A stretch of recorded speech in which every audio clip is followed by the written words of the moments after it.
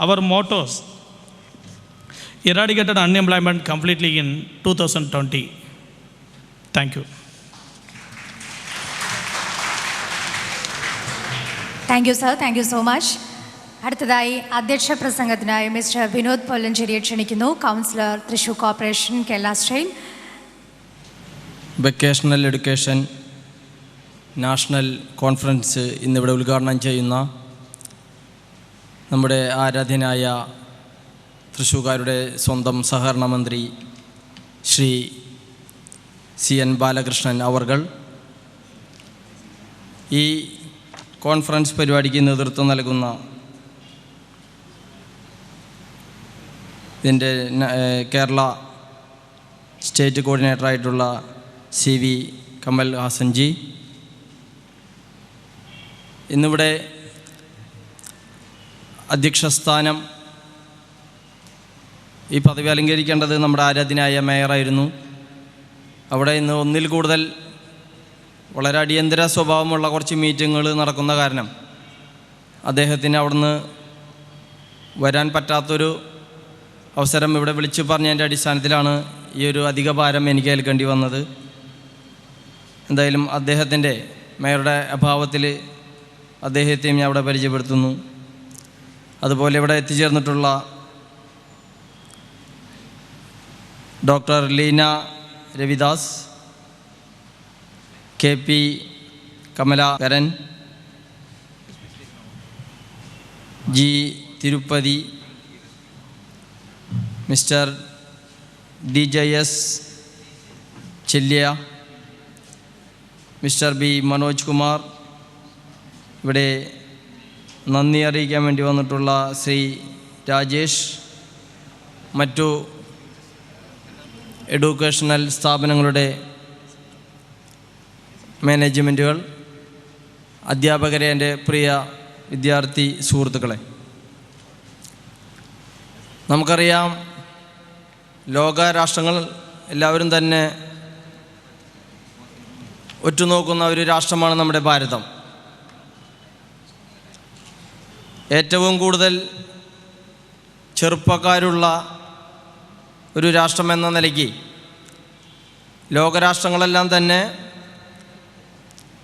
രണ്ട് ദിശയിലൂടെ എങ്ങനെ ഇവരെ നശിപ്പിക്കാമെന്നും അല്ലെങ്കിൽ ഒരു അതിശയോത്തോടുകൂടി ഇതിൻ്റെ ആ വളർച്ചയെ നല്ല രീതിയിൽ കാണുന്ന രാഷ്ട്രങ്ങളുമുണ്ട്.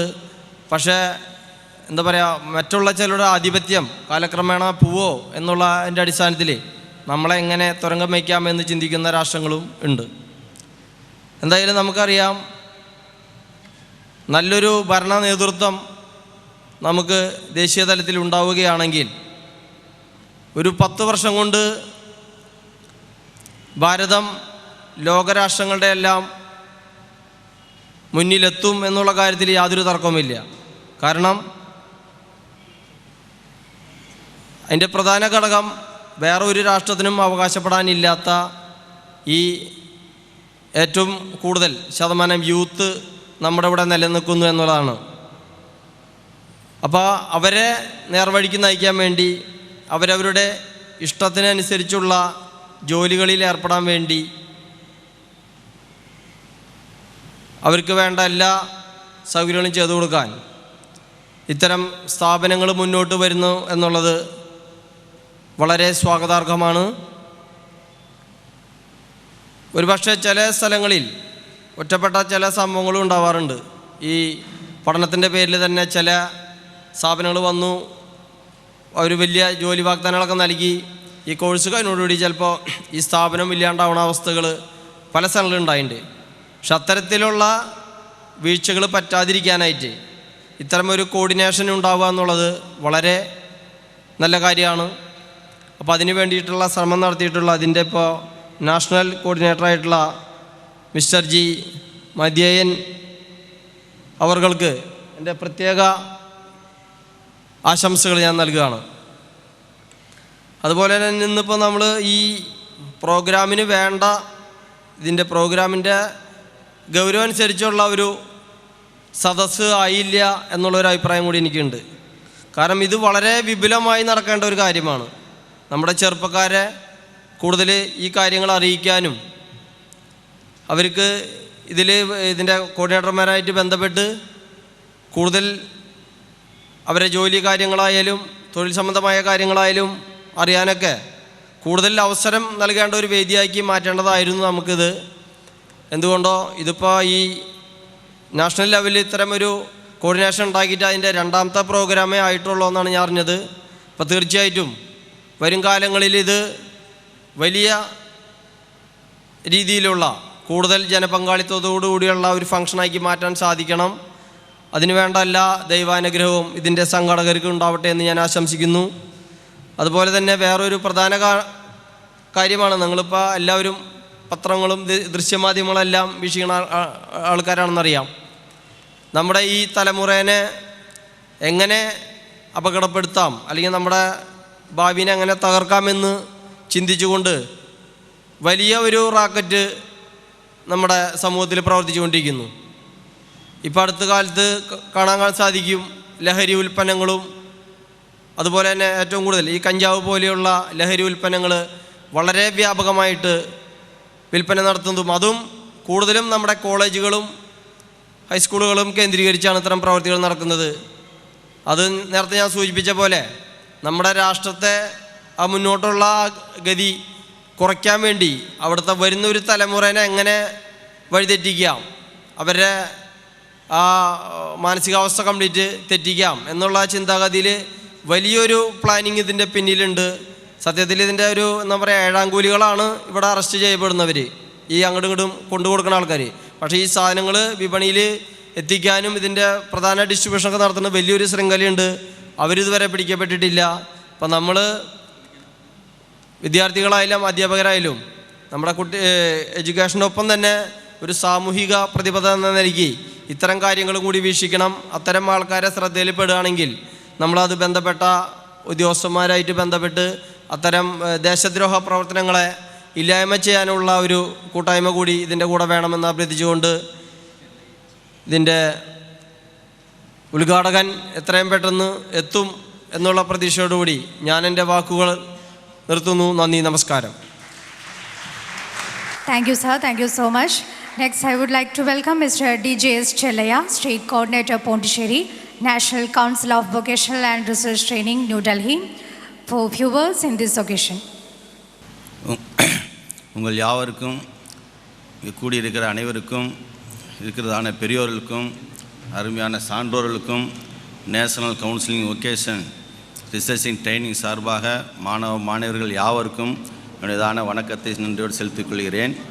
மட்டுமல்ல, நாங்கள் தஞ்சாவூரில் national counselling vocational research training மூலமாக நாங்கள் பல கோர்ஸ்கள் நடத்தி கொண்டு வருகிறோம்.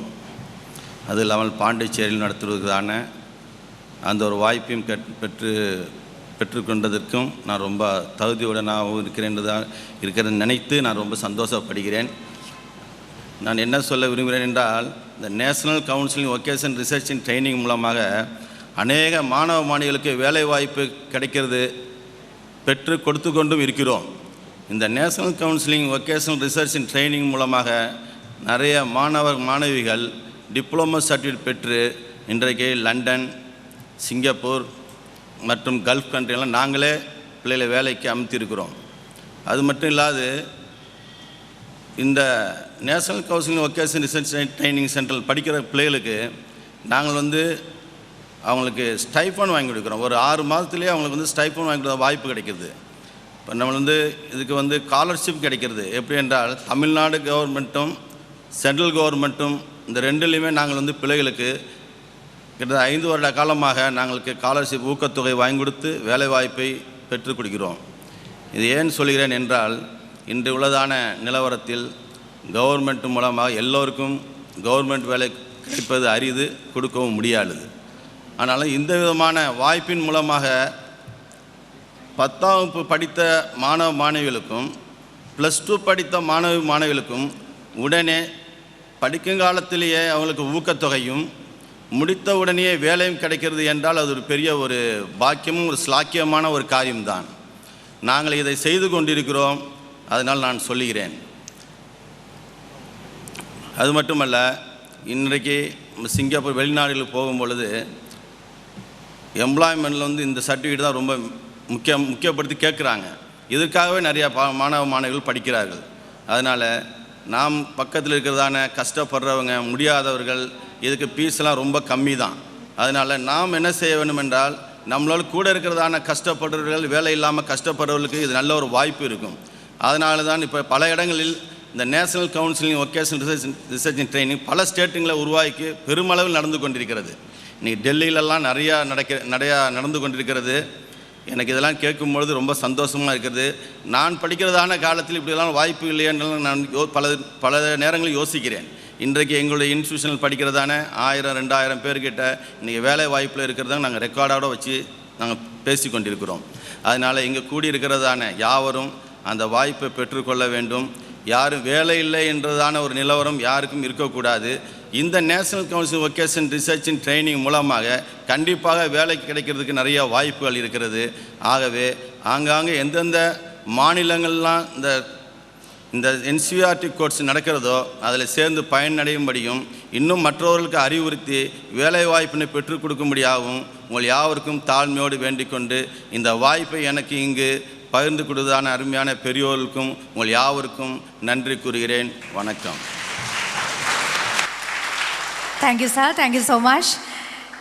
Next, NCVRT കുറിച്ച് കൂടുതൽ പരിചയപ്പെടുത്തുന്നതിനായി I would like to welcome Mr. B. Manoj Kumar, Program Coordinator, National Council of Vocational and Research Training, New Delhi. I would like to thank Mr. Kamalesan, State Coordinator, Kerala, for giving me this opportunity to provide you the report on NCVRT. So, National Council of Vocational and Research Training is an autonomous body recognized by Government of India, New Delhi. During the British period, Wood's dispatch of contemplated pre-vocational education, Indian Education Commission, popularly known as Hunter Commission, also recommended the introduction of practical subjects in secondary schools.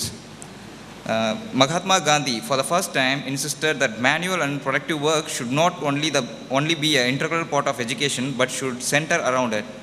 The Education Commission also recommended a 10-year schooling and diversification into 2 streams, academic and vocational. Education is an endless process needed for the development of any nation, and India, being one of the developing countries, concentrates on 4 aspects of youth education. The first one is lifelong learning. The second one, an amplification version of basic education, which includes preschool, elementary and secondary education.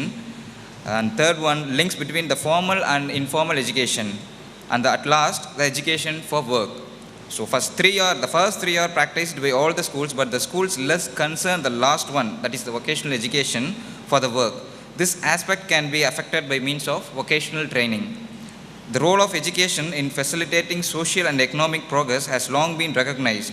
Education improves functional, analytical ability and thereby opens opportunities for individuals and also groups to achieve greater access to labor markets and livelihoods. A better education labor force is essential if we are to meet the labor supply requirement for faster growth. Education is not only an instrument of enhancing efficiency, but is also an effective tool of widening and augmenting demographic participation and upgrading the overall qualification and individual and even to the social life. Skills and knowledge are the engines of economic growth and social development of any country. Countries with higher and better level of knowledge and skill respond more effectively and promptly to changes and opportunities of globalization. India is in transition to a knowledge-based economy, and its competitive edge will be determined by the abilities of its people to create, share and use knowledge more effectively. This transition will require India to develop workers into knowledge workers who will be more flexible, analytical, adaptable and multi-skilled. In the new knowledge economy, the skill set will include professional, managerial, operational, behavioral and interpersonal along with functional skills. To achieve these goals, India needs flexible education system and training system that will provide the foundation for learning secondary and tertiary education and to develop required contemporaries as means of achieving lifelong learning. NCVRT is trying to make the vocational training program successful all over India to the upliftment of youth. The main mission of NCVRT is becoming a center of excellence in only regular courses by offering quality training programs to meet the current and emerging needs of adult population. By widening the access to vocational education and by functioning as a catalyst to bring social, economical and to be a major part in developing India. And the vision of NCVRT shall make available innovative, socially relevant educational provision that are learner-centered, seamless, and are of high quality by empowering appropriate vocational training, equity in education, sustainable social transformation, and composite national development. So I'll read out some of the goals of NCVRT. So to develop a comprehensive, flexible, and responsible vocational training system, to increase the access to formal and non-formal vocational training program, to widen the scope of work education and life skills, to accredit courses and institutional providing vocational education and training, to promote international cooperation and networking in vocational education and training, to provide quality instruction for vocational training, to collect, maintain, and disseminate information on vocational training, to enhance the overall status of vocational training program in the country, to perform advisory catalytic role to facilitate effective vocational training and learning, to provide guidance and counseling on vocational education training to people at large scale. So some of the aims and objectives of NCVRT are: the mission aims at the empowerment of youth through imparting them technical skills and encouraging their self-economical reliability, to empower youth through income-generating skills and entrepreneurship, to promote the youth to full participation on the basis of equity with youth in economic opportunities and education, to develop and disseminate strategies that can be used in analyzing and local situation and developing innovative skills at local level, to facilitate economic development. Suitable skill upgradation trainings will be given to the youth, to provide quality training to inculcate self-employment among the youth. This one is the most important, in self-employment, to encourage sustainable development that will create an economic viability for present and future generation too, to facilitate the development of skill that increase vocational education and training opportunities, the values, attitudes, and skills necessary to change behavior in regard to the natural resource management. So the scope of NCVR